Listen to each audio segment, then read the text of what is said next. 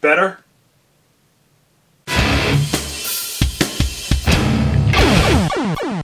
So DC Comics has been celebrating the second anniversary of their New 52 relaunch with what they're dubbing Villains Month. All their books throughout the month of September have been focused on various villains throughout their entire universe. As part of the celebration, DC has been releasing special 3D lenticular covers for each villain. I don't know if you can see this pretty 3D and lenticular. Yeah, it's kind of cool in a not really all that cool way.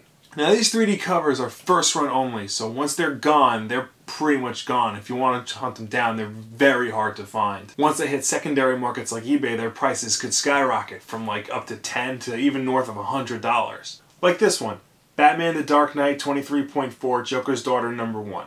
Because comics aren't confusing on their own, oh no, they need 2 titles and 2 numbers. That's how you know it's special. At the time of this recording, it is currently being sold on eBay at $150 American. That's mind-blowing. I mean, like $150 almost instantly. What makes it even more incredible is that the book isn't even out yet. Yes, this book doesn't even come out until next week, and it's already the same price as the 3DS. How is this even possible? The Dark Knight series is probably the worst Batman series currently on the market. Seriously, the only reason this book exists in the first place is an excuse for David Finch to draw Batman. And he's not even drawing it anymore, so now it has no reason to exist. And on a bigger note, who the hell is the Joker's daughter? Like, I know my comics, and I can't really tell you anything about this character aside from the fact her name is Duella Dent. That probably got changed with the relaunch along with everything else. And I just know that the average person has no idea who this character is. She's not at the same level as like Lex Luthor, Gorilla Grodd, Darkseid, Sinestro, or Batman's million other villains. So why this book? Why is this book going for so much money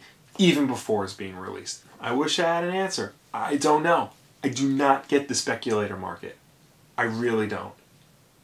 And I really hate the speculator market. The worst part about this is that now people who don't read comics or don't normally read that series are going to go into the store and pick up 6 copies of it so they can sell it on eBay for an inflated price. And I hate this because this prevents people who genuinely love comics from enjoying and supporting something they look forward to every single Wednesday. So some Joker's Daughters fan, I'm sure they're out there somewhere, isn't going to get to enjoy the story he was looking forward to because somebody thinks that they can put their kid through college on 22 pages of what will probably wind up being just a meh story. This same thing happened a few months ago when DC leaked the death of Damian Wayne in Batman Incorporated #8. People just saw the headline, Robin dies, and went out and bought all the copies, preventing people who've been following Damian's saga from the beginning from reading the most important part of his story, his end.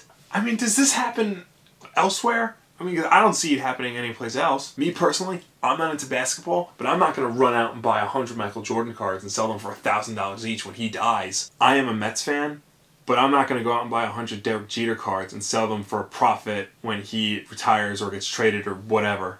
Sports are for girls anyway.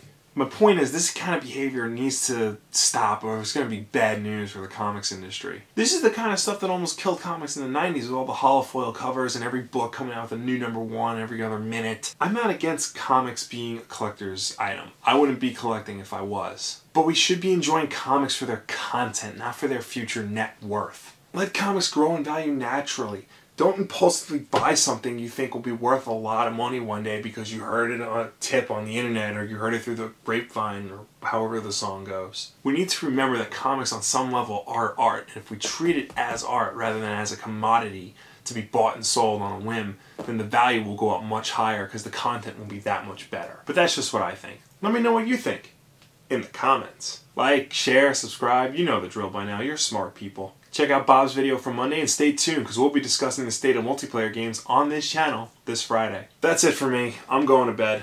Good night. And I know like they're supposed to be like the best games that Rockstar puts out, but you know, when you sit down and play it, it sort of feels like a jack of all trades, master of none type game.